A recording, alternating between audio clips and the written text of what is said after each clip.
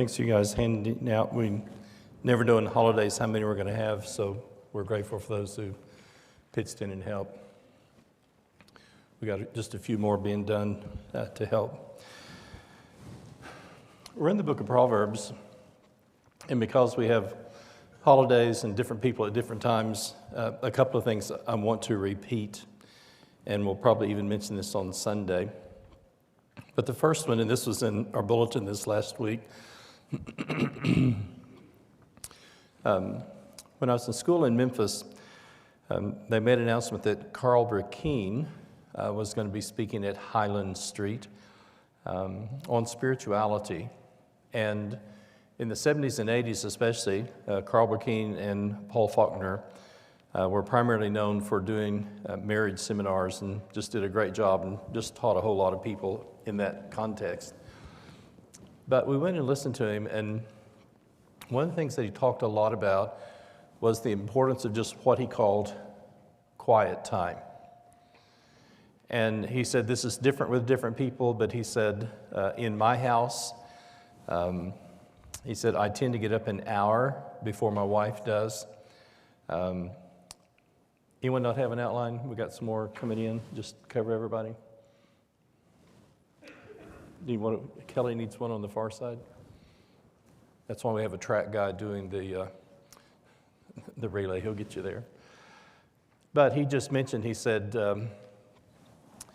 I used to get up an hour before my wife, and he said she loves the smell of coffee, so I put on the coffee pot. But he said, just normally, in most days, then I have an hour for my quiet time with God. And he said, we shouldn't treat God like takeaway at McDonald's. We drive through, we ask something, and then we drive out. And he said, sometimes as I have this quiet time, just being still and being quiet, and the verse come to mind, be still and know that I'm God. And he said, sometimes the most important time of my quiet time is just being still. But as he talked about this during this presentation, he just paused and said, the single most helpful spiritual discipline that I have had is reading through the book of Psalms, 5 chapters a day, and reading through the book of Proverbs, 1 chapter a day. And as he's talking, my mind is going, okay, 5 times 30 is 150, so there's 150 chapters. And then he just said, if there are 31 days, then I set aside a day just to read Psalm 119 because it's the longest psalm, not only in the book of Psalms, but the longest chapter in the Bible. And he said, more than anything else, that's been the single most helpful thing that I've done. And that was 1976, and most years I start the new year in January by reading each day 5 chapters from Psalms, 1 chapter from Proverbs. And as I do this, I hear the question asked to Jesus, teacher, what is the greatest commandment? Love God, heart, soul, mind, and strength. And as we read through the book of Psalms, we are reading through Israel's hymn book. And the earliest psalm is Psalm 90, written by Moses. 75 are written by David. There are psalms as people go into captivity, and there are even psalms at the end of the Old Testament as the exiles return. And so we're able to read nearly 1,000 years of Israel's history with the focus, again, with David, but this was their hymn book. And all but 10 or 11 of the Psalms, either in the first or the second verse, have something to say about God, either his name or calling out to God or other things of that nature. But the second commandment, Jesus says, is what? Love your neighbor as yourself. And so when I'm reading Psalms, I'm thinking about having our hearts in heaven. And when I read Proverbs, I'm thinking about having our feet on the earth.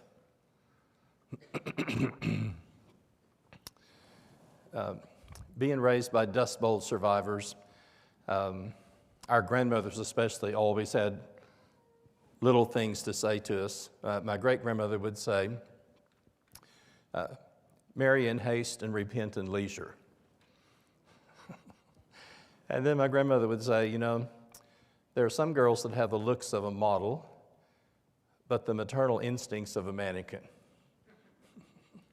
And so those are things that I just heard growing up as they would talk to us. But my grandmother's probably favorite expression was this: some people are so heavenly minded, they're no earthly good. And you've met some people like that. They're so heavenly minded, they're no earthly good. And so to me, in reading these Psalms and Proverbs, and like I said, typically try to do that each January, and in a normal year, then I'll do that probably 4 times in a year.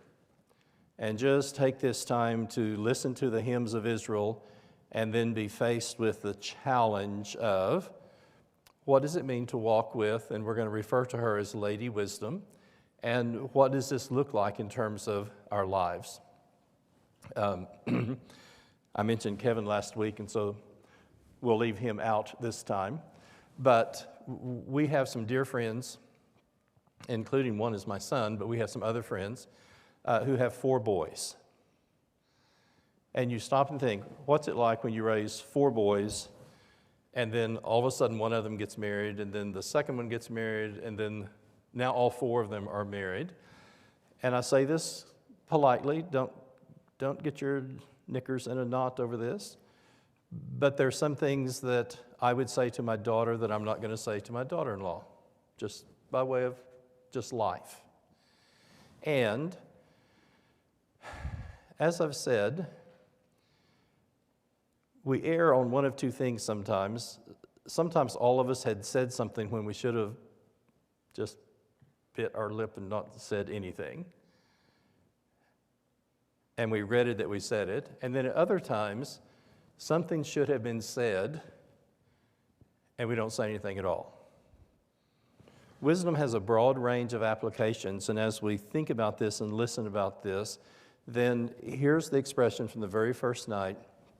The books of wisdom are going to commend to us in poetical form what the law commanded God's people as given by Moses.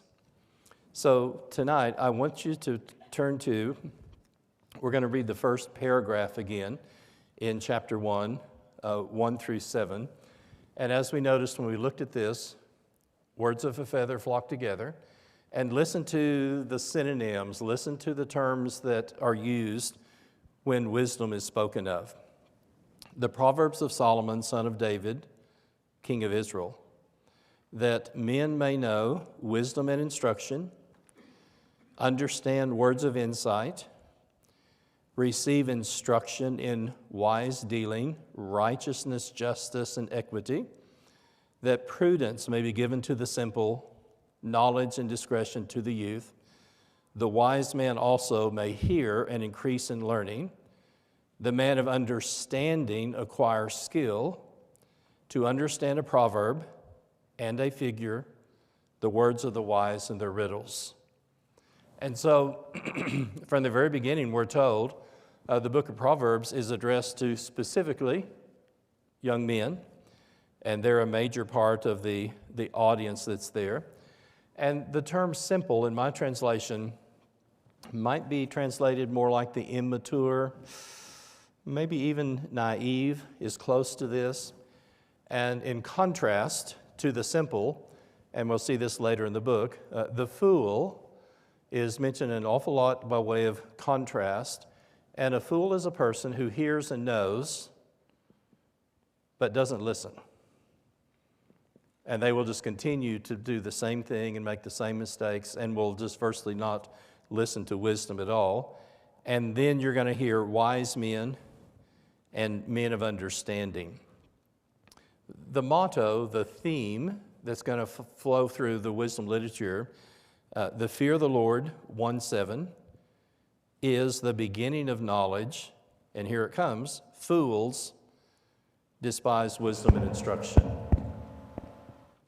So as we read through these tonight, We're going to read across several verses, and we've just introduced the writing of wisdom literature to say, typically, and we just do line A will make a statement, and then line B will interact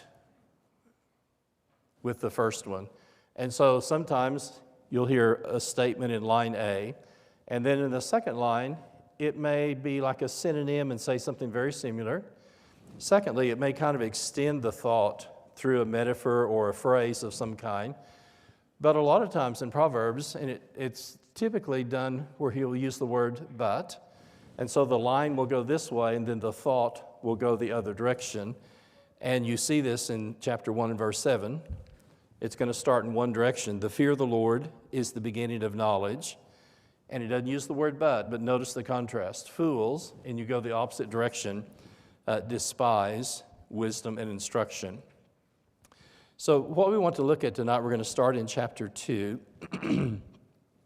And depending upon your translation, we're going to come across two very important words, and these are going to be given to us by way of both kind of a sense of contrast, and they're also conditions, and probably the word conditions is even closer.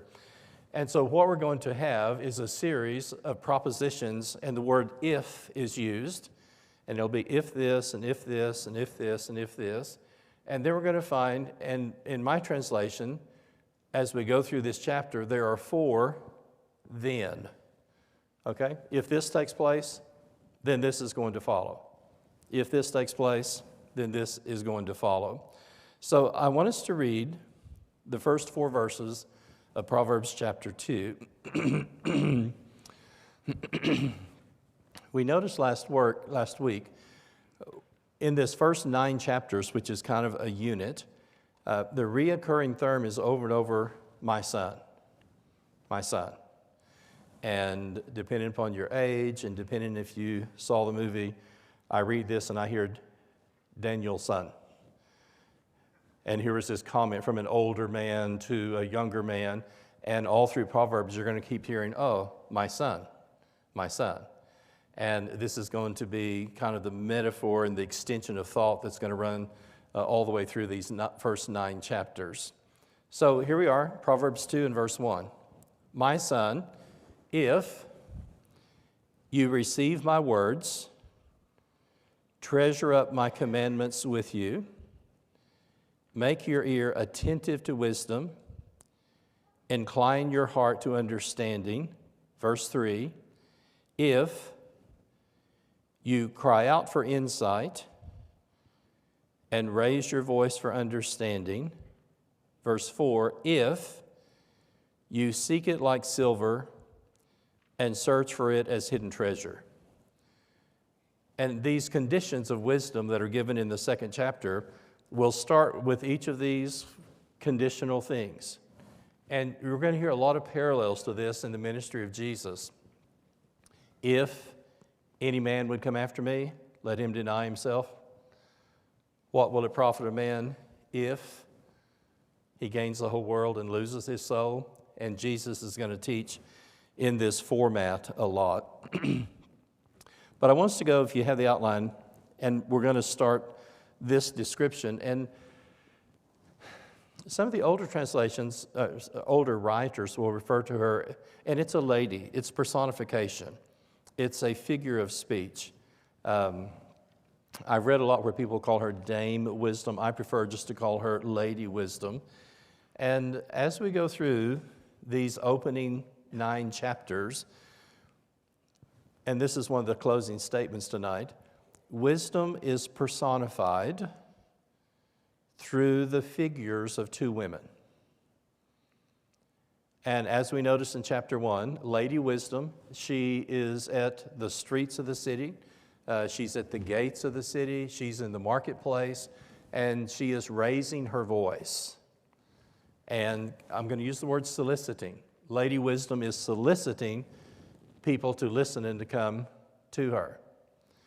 As we read through these first 9 chapters, then there's also, and you want to call her Lady Foolishness, or another lady of the night, who is also soliciting. And the communication of wisdom in this early section of Proverbs is given through both the figures and the contrasting lifestyles of two different women. So here was the references that we looked at in chapter 1. Wisdom cries aloud in the street. In the markets, she raises her voice. At the head of the noisy street, she cries out. And at the entrance of the city gate, she speaks. And so I put these in italics and just underlined them. The voice of wisdom is going to be crying aloud, raising her voice, crying out, and she is going to speak, and she's in a very public forum in trying to do this. And what wisdom is going to try to do, number 2, is to provide, especially youth, and the simple direction in life. And wisdom wants to help develop a skill in living that is shaped by our knowledge of the Creator. I'm not sure when we'll do this. It may be, well, obviously it will be into January. But one night, we're just going to stop, and there's an expression in chapter 3 where wisdom is personified as a tree of life. And remember, poetry commends what the law commands. And then when we come into chapter 8, then very similar, you remember in the Gospel of John, in the beginning was the Word was with God, the Word was God. All things were made through Him or by Him, and without anything made that was made. And when we come to chapter 8, then Lady Wisdom is going to say, as God is creating the earth, I was daily with Him. Loose translation, I was right beside Him. And He was delighting in the creation of the world. And wisdom is going to be personified as having been with God from the very opening days of creation. And so what does that mean? Well, especially for those who are young, and this can be young both in physical years, I especially think it can be people who are young spiritually, and for those who are simple. And again, the contrast to the fool and the simple is that the simple are immature, but they're learning. And the word we used last week, the biggest difference between a fool and everyone else in the book of Proverbs is teachability. Now, in our culture, and I don't know if you heard this very much, but have you heard the expression, there's no fool like what? An old fool. That someone just keeps doing something over and over and again. My dad he was on the board at Quartz Mountain Camp for 40 years, but never went to camp. He was too busy. But they came to visit us in Australia, and we go to church camp, summer church camp, the second day after Christmas. And they came for Christmas. And so it was just so ironic. Here's the guy who'd been on the board of a camp for 40 years, had never been to camp. But because a grandson was there, then he came to camp for a week for the first time. And I thought, how ironic. Let's fly him halfway around the world to get him away from his cows and everything else. And he'll spend a week at church camp with us. While we were there, obviously you get to see these people and meet these people.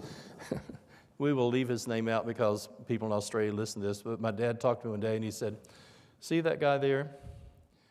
He never learns. He's going to have a hard life because he always does the hard way every time. He never learns. Well, a simple and an immature is going to hear and is going to learn. That's going to be the contrast. The person who will be described as a fool, and it's a technical term, is the person either who is not willing to listen, and remember, back in chapter 1 and verse 7, fools despise wisdom and instruction. They're not teachable.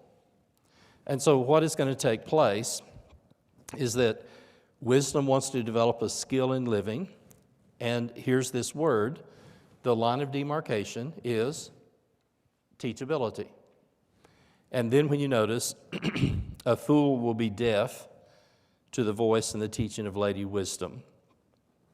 And so as these comments are made and as this discussion unfolds, what we're going to find is a cluster of metaphors, of figures of speech that are going to be used, and they describe a posture spiritually. They describe a lifestyle. And we're going to hear words like way, we're going to hear words like path, and we're going to hear words like walking. And you stop and think. So many of these expressions then are going to come to us in the New Testament. Remember in 1 John, if we walk in the light as he is in the light, we have fellowship with one another. Broad is the way that leads to destruction. Many there will be that find it. Narrow is the path or the way that leads to eternal life. And so much of the style, particularly of Proverbs, is then adopted and often used by Jesus. But remember, we did this the first night. How does the book of Psalms start? Oh, happy is the man.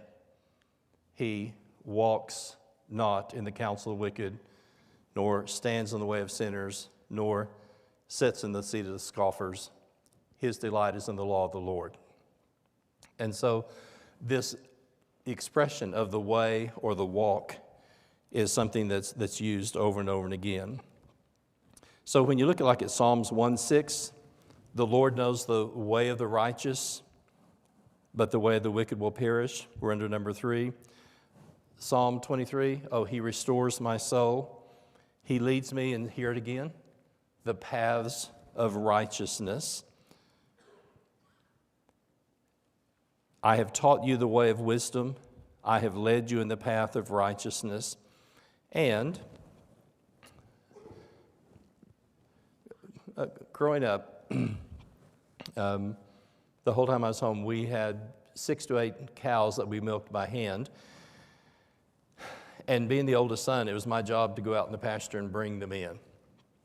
And typically, once you kind of round them up and get started, at a certain point, there'll be these paths that they've walked on, and they'll walk in that all the way back in. And what we're going to have is that, and we've all walked down a path, either through a park or through an addition. We've all walked a certain direction. And what we're going to have is the way, and again, a lifestyle, is something that's either paved or it's clearly worn by the footprints that have preceded us.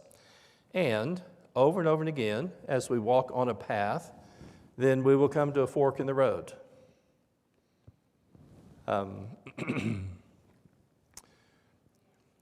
Did a graveside funeral on Monday for a dear saint at Eastside. And right after 2000, this couple were selected, nominated to be considered for him to be an elder, and some things came up in the process. And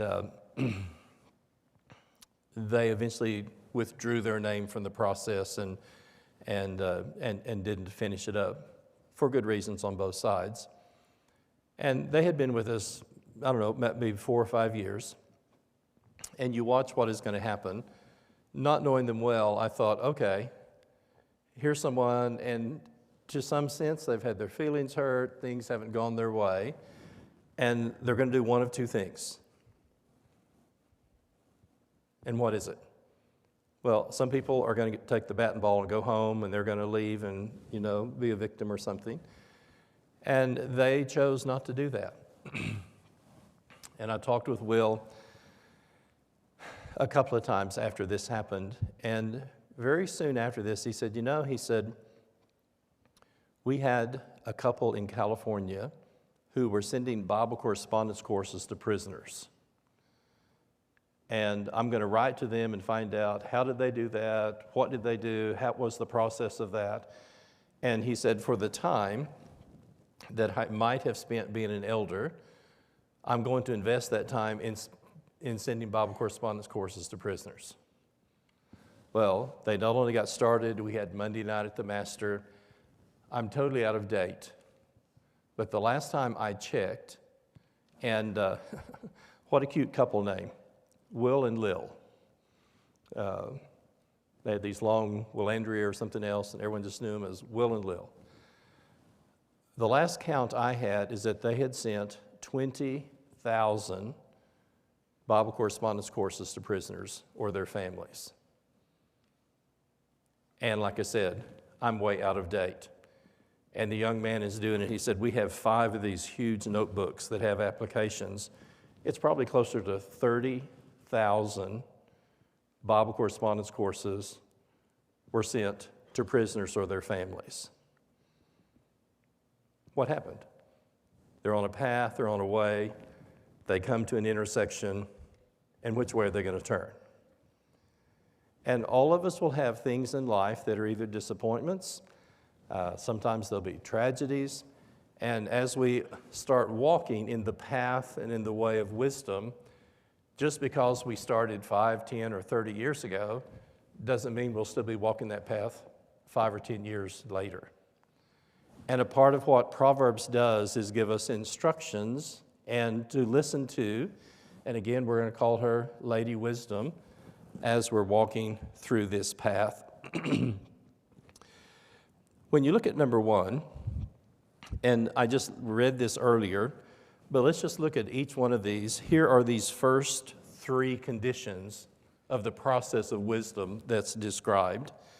And wisdom says, if you receive my words, and we're going to see there's going to be 4 of these through chapter 2, okay? So if you receive my words in chapter 2 and verse 1, you will understand the fear of the Lord, and you will find the knowledge of God. And remember, there'll be synonyms sometimes. The fear of the Lord and the knowledge of God are going to be very, very similar. If you cry out for insight, and these are going to unfold in paragraphs, then you will understand righteousness and justice and equity and every good path. We mentioned this earlier. The first use of righteousness and justice, which are such significant words in the prophets, when you start reading through the prophetic material, over and over, they're calling God's people to righteousness and justice. The first use of righteousness and justice, and this is rusty memory, but I'm close, I think is Genesis 18 and 19. And God says about Abraham, I have known him, and he will charge his household to either walk or live in righteousness and justice. And the same character that we're going to have in the patriarch Abraham is also then going to be a part of understanding righteousness and justice. If you seek it like silver, and I always think of the lady in the New Testament who lost the coin, goes through the whole house trying to find this coin, looking after it. And what this is saying is that wisdom isn't just going to come by and kind of knock on the door and invite itself in. Wisdom is something that we seek, we look after, we're diligent in that process. And then notice the 2 thens, and we'll come to these. Then, 2:16, you will be saved from the, and this translation calls her the loose woman, and this is the opposite of Lady Wisdom, and from the adventurous with her smooth words. And then 2:20, you will keep to the way of good men. So if you turn the page, notice again the conditions of if. We have these words in 2:1, you receive, you make your ear attentive, you treasure up the commandments, you incline your heart, you cry out for insight, you raise your voice for understanding, you seek it like silver and search for it as hidden treasures. Now, let me just pause and stop right here. What do those words describe? This is a description of someone, can I use the word as proactive? They're active, they're actually looking and searching for something.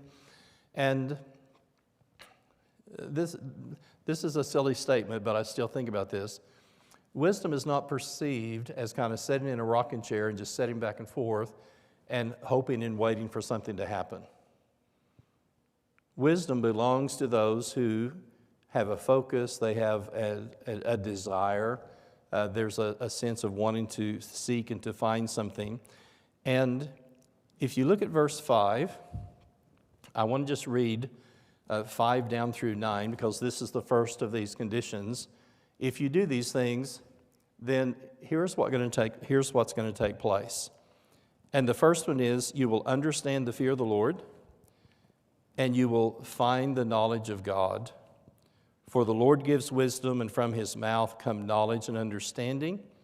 He stores up sound wisdom for the upright. He is a shield to those who walk in integrity, guarding the paths of justice and preserving the way of his saints. And this is the first condition for the person who is seeking after that. Then, and here comes number 2 in verse 9, and I have a Bible that I don't mark in, just that I want to read, but in my Bible that I mark in, then I have all the ifs circled, and then as we go through this chapter, then have the then that will start in verse 5 circled. And here's the second one. Then you will understand righteousness and justice, equity, and every good path. Wisdom will come into your heart. Knowledge will be pleasant to your soul. Discretion will watch over you, and understanding will guard you, delivering you from, and here it is, the way of evil, from men of perverted speech who forsake the paths of righteousness to walk in the ways of darkness. And see what we were saying earlier? Over and over, path, way, walk. Those terms are going to be used to describe a lifestyle. These are those who rejoice in doing evil and delight in the perverseness of evil, and whose paths are crooked, and who are devious in their ways. And so this is the second, then these things will take place. What's going to happen starting in verse 16, and later there'll be whole sections on this. Let me think the best way to say this. Let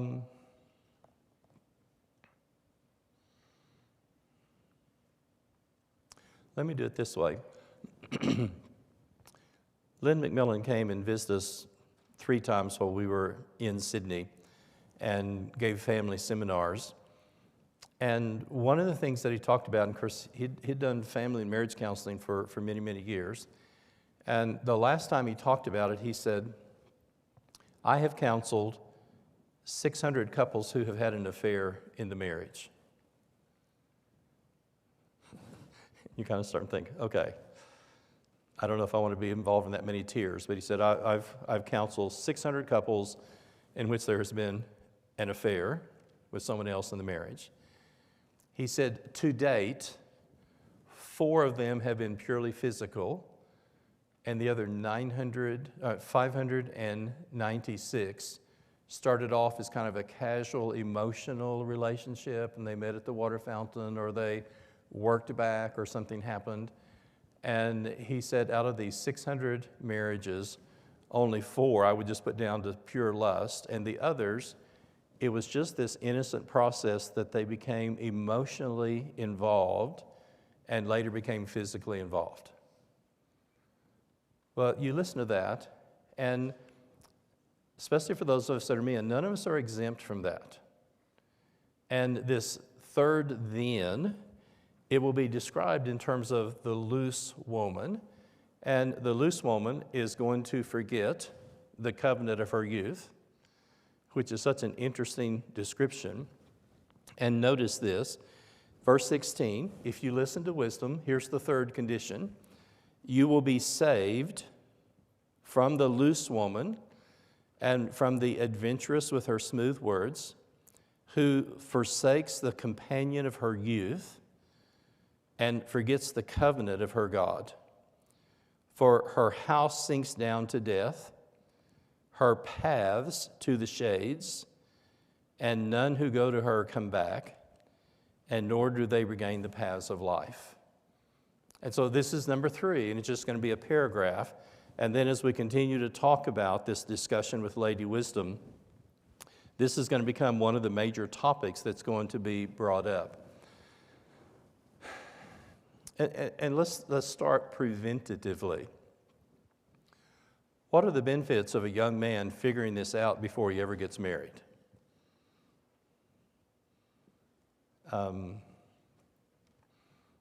I promise to be faithful in sickness and health,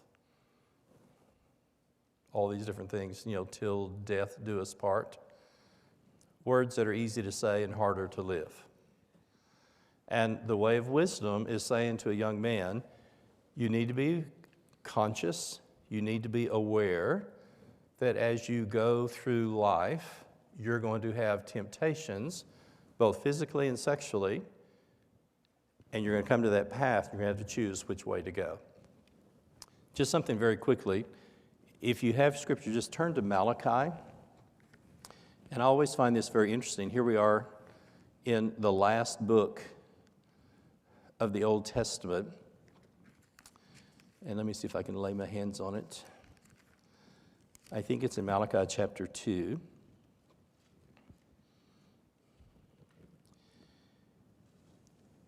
Do you see down in Malachi 2, and I'm in verse 14? The Lord was witness to the covenant between you and the wife of your youth, to whom you have been faithless, even though she is your companion and your wife by covenant. Well, the clearest teachings of God saying, I, John, take you, Mary, to be my wife, till death do us part. I now declare your husband and wife. That whole commitment is made before men, but as far as God is concerned, he sees any time a husband and a wife take and make these vows, then in the same way we have a covenant that Moses made, Jesus is going to be bringing in the new covenant. And of all things, back in the book of Wisdom, we're introduced to this lady who forgets, well, let's say it this way, she forsakes the companion of her youth and forgets the covenant of her God. And that concept then is going to be brought up again in the very last book of the Old Testament. And one of the clearest teachings about that in the whole Bible is given in that context. Then here's the fourth one. Then you will keep to the ways or the path of good men, keep to the paths of righteousness, for the upright will inherit the land, and men of integrity will remain in it, but the wicked will be cut off of the land, and the treacherous will be rooted out from it. So what I want us to look at, and we'll go through these very quickly, when you look at number 2, and I'll leave most of these for you to look at, notice this metaphor, this description, again, of the path of life. And you'll see terms like the good path, the path of righteousness. 3:6, he will make straight your path, the paths of peace, the paths of righteousness. And look at 4:26. Here's the voice of wisdom. Ponder the path of your feet. What's he saying? Be thoughtful. And the word prudence always stands out to me. Prudence and wisdom have a lot to do with that. And prudence also is this sense of doing the right thing at the right time, the same way that it is with wisdom. And you'll see all of those things that are involved with that. And it's walking, it's a way, the way of wisdom, it's men's ways, and the ways of righteousness. And then if you notice on the next page, those are the positive things. And then when you look at the others, there's a negative path. And this is the third page. Hold back your foot from their path. They forsake the paths of righteousness. Their paths are crooked. And as it speaks about the loose woman, her paths, her house sinks down to death, her paths to the departed. Do not enter the path of the wicked. Her feet go down to death. Her steps follow the path of Sheol. She does not ponder the path of life. Her ways wander and she doesn't know it. And let not your heart turn aside to her ways or stray into her paths.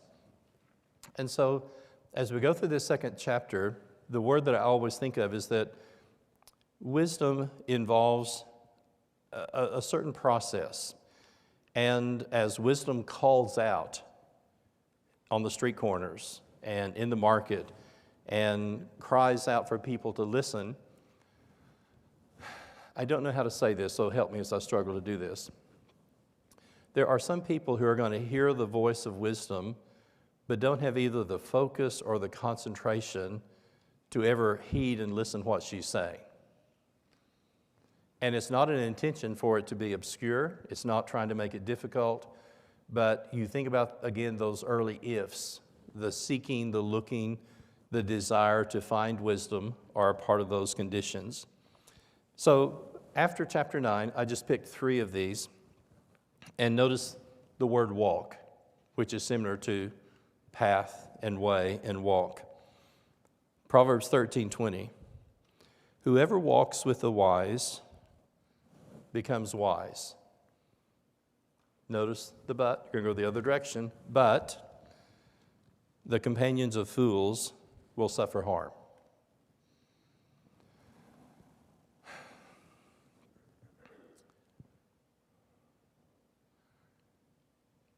Sometimes we stress the importance of friends, with especially our teenagers and our kids in university.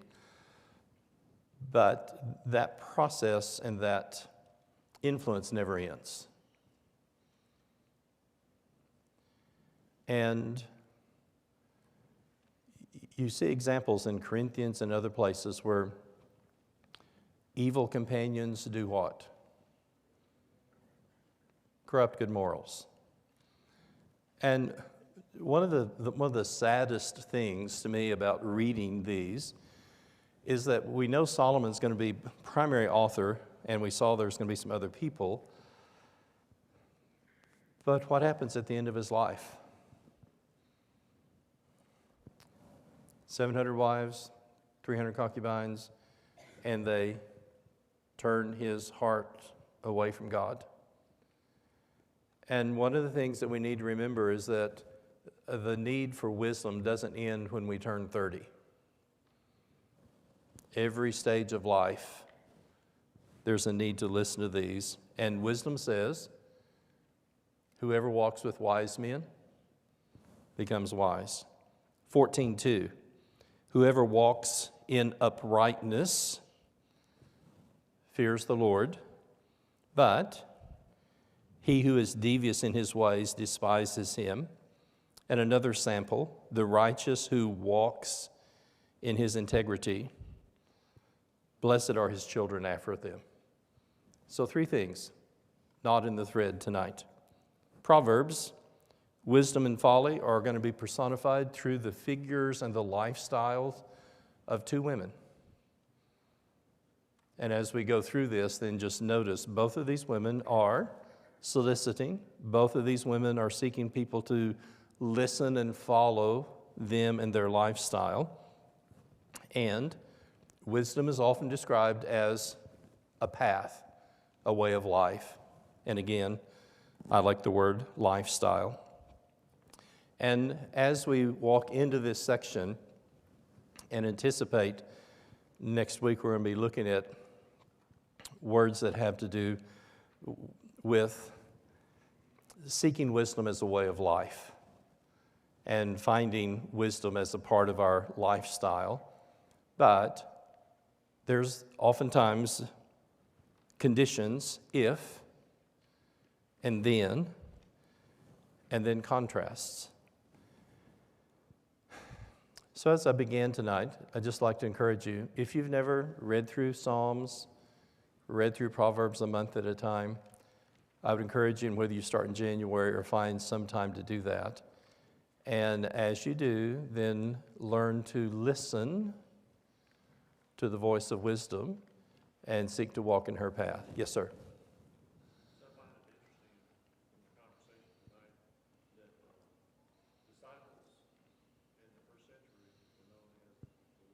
Yes. Exactly. And again, there it is. Drawn off of these figures from the Old Testament, but the way was that description of the early church. And it's a teaching. They continued steadfastly in the apostles' doctrine, fellowship, breaking of bread, and prayers, and it becomes a lifestyle. And so we're going to have this commended by the way of wisdom, and then our earliest Christians are described as being a part of the way. And obviously wisdom is calling each of us to go down that path ourselves. God bless. Thank you.